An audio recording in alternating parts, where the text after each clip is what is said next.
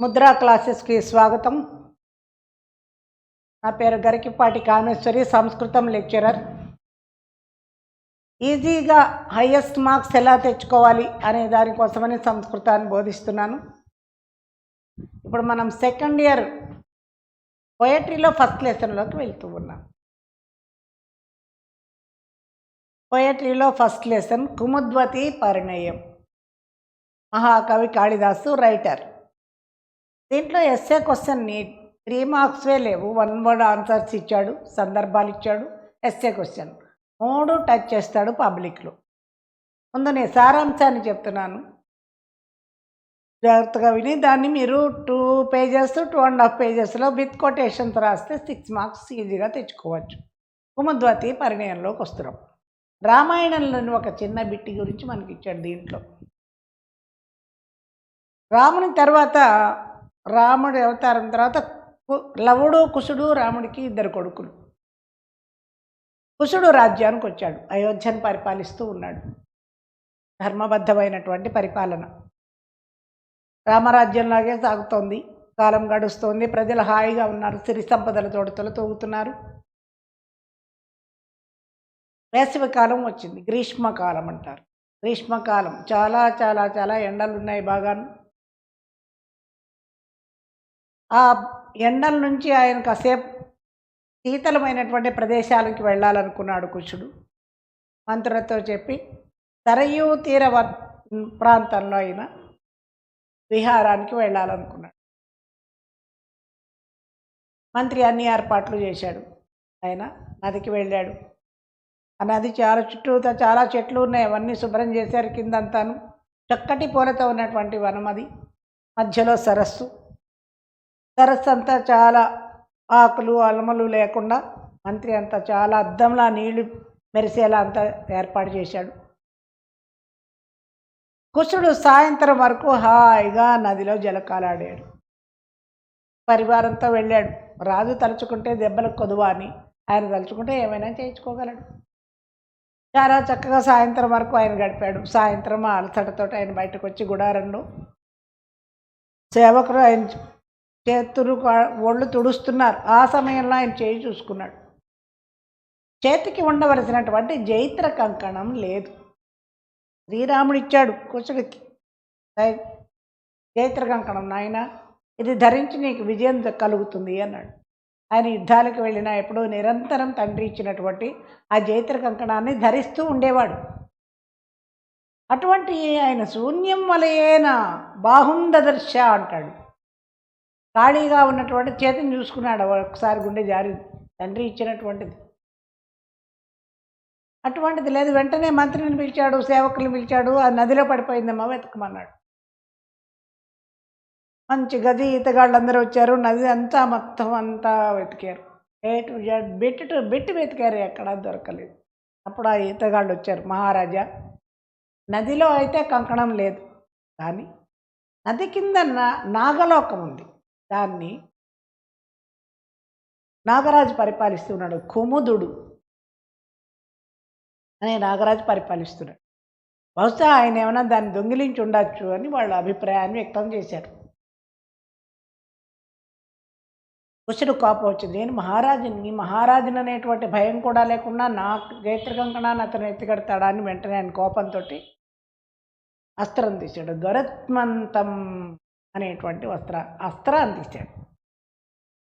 గరుత్మంతం అస్త్రం ఎందుకు తీశాడు అంటే, కుముదుడు నాగరాజు, పాములకి యాంటీ శత్రువు గరుత్మంతుడు.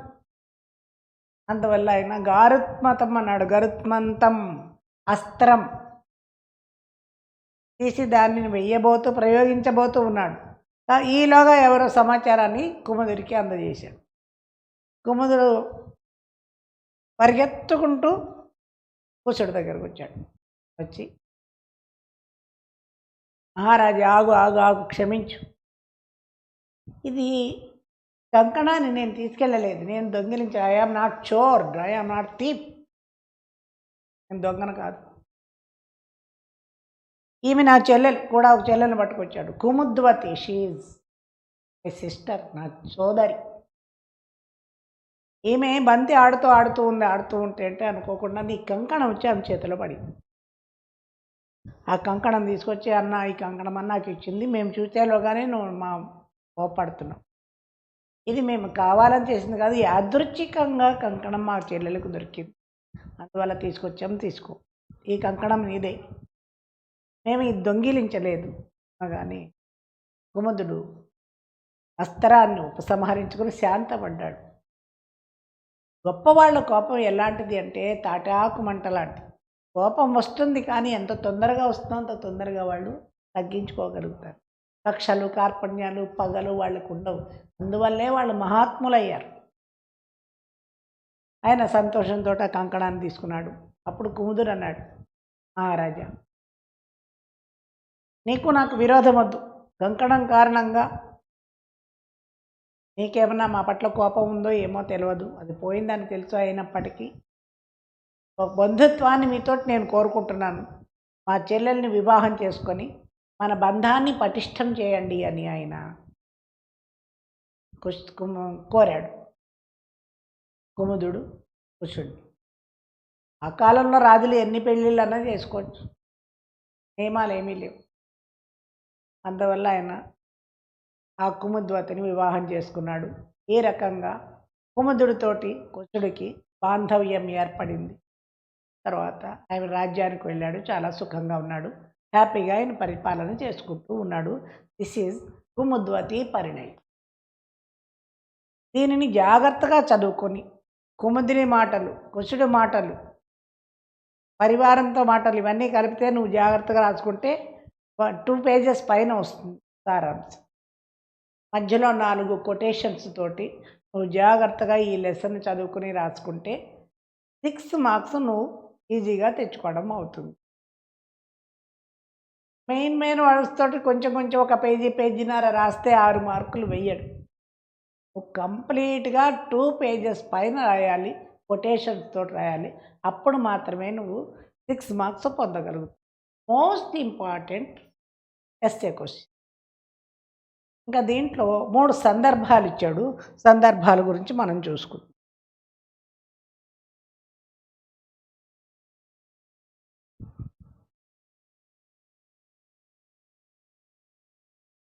సందర్భాలు చూడండి.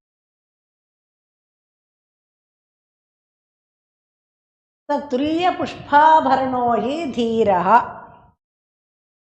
పబ్లిక్లో ఆ లైన్ వాడిస్తాడు, పరిచయం చూడండి.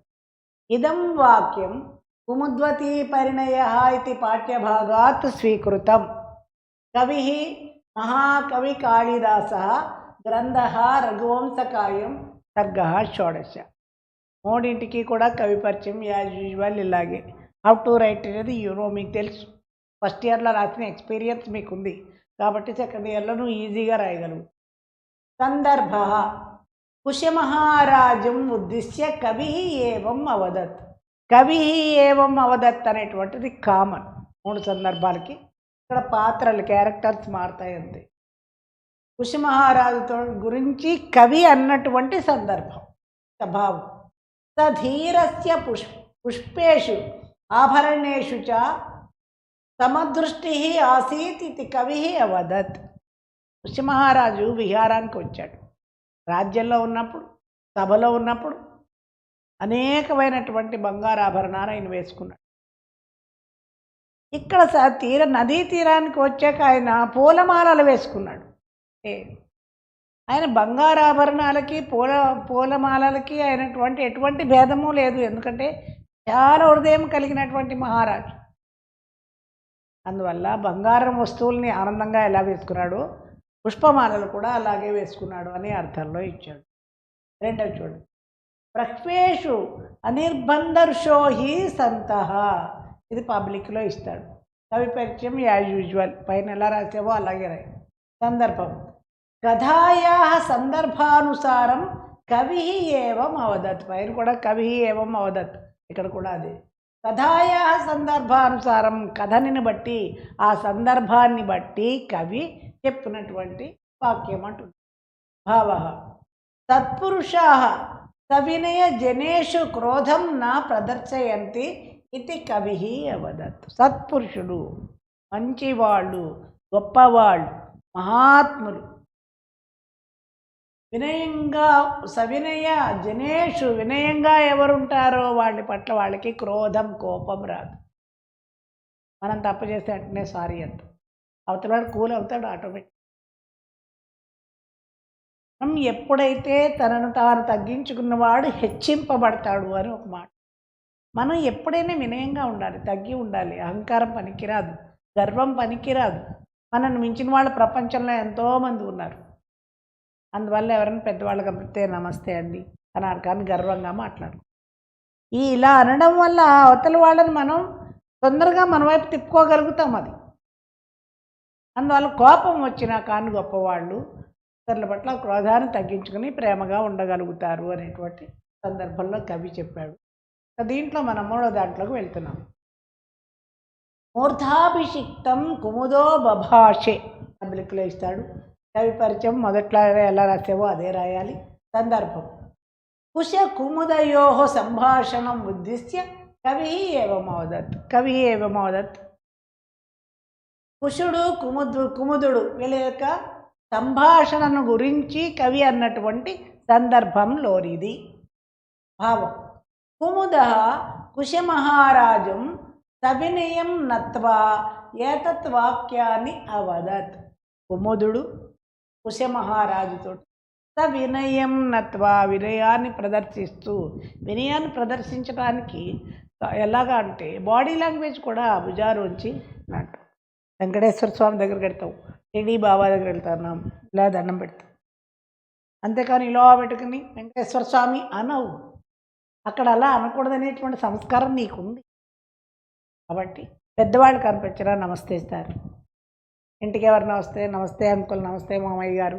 మామయ్య గారు పదాలు పూర్వకాలం, ఇప్పుడు అంకుల్. ఎవరైనా భుజాలు వచ్చి ఇలా అన్నప్పుడు నీ వినయం ఇక్కడ కనపడుతుంది. మనసా వాచా కర్మణ మనం అవతల వాళ్ళకి ఇప్పుడు మన వినయాన్ని తెలియజేసినప్పుడు వాళ్ళు చాలా సంతోషపడతారు. వాళ్ళని సంతోషపెట్టేలా మన ప్రవర్తన ఎప్పుడు ఉండాలి పెద్దవాళ్ళ విషయంలో.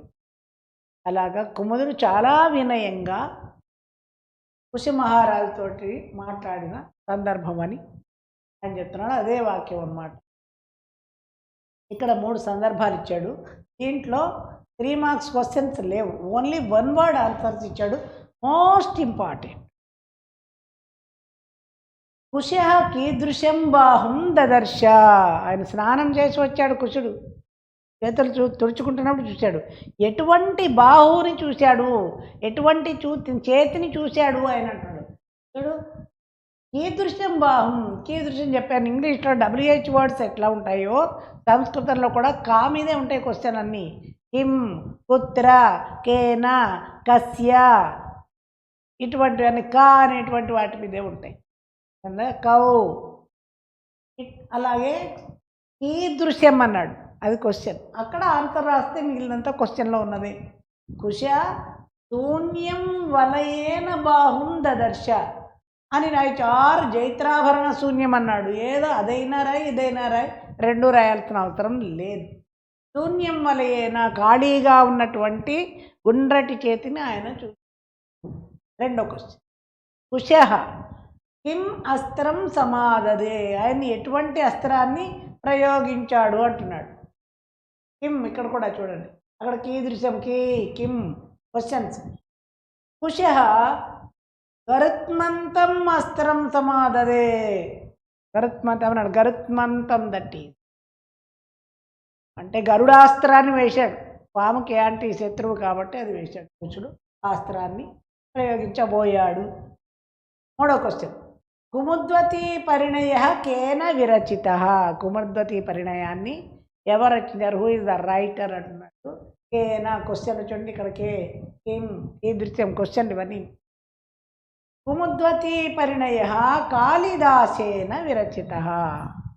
కుముద్వతి పరిణయ కాళిదాసేన విరచిత. చాలా వరకు క్వశ్చన్లోనే ఉంది. అండర్లైన్ వర్డ్ దగ్గర ఆన్సర్ రాస్తే సరిపోతుంది. అలాగే ఓన్లీ ఒక్క అండర్లైన్ వర్డ్ రాస్తే వాడు 1 మార్క్ ఇవ్వడు. ఆ కారం విడిపోయింది. కంప్లీట్ సంపూర్ణమైన వాక్యాన్ని నువ్వు అక్కడ రాయాలి. ఫస్ట్, సెకండ్, థర్డ్ 3 క్వశ్చన్ ఇచ్చారు. మోస్ట్ ఎస్సే క్వశ్చన్ ఇంపార్టెంట్, సందర్భాల్లోంచి ఒకటి ఖచ్చితంగా వస్తుంది, వన్ వర్డ్ ఆన్సర్స్ నుంచి కూడా ఒకటి వస్తుంది. కాబట్టి ఫస్ట్ లెసన్ని జాగ్రత్తగా చదువుకుంటే దానికి 6 మార్క్స్, ఎస్సే క్వశ్చన్కి, సందర్భానికి 3, 9 ప్లస్ దీంట్లోంచి ఒకటి ఇస్తాం 10 మార్కులు. 10 మార్కుల లెసన్ చాలా ఇంపార్టెంట్ లెసన్. మనం ఇప్పుడు సెకండ్ ఇయర్లోని పొయట్రీలోని సెకండ్ లెసన్లోకి వెళ్తున్నాం. రైట్.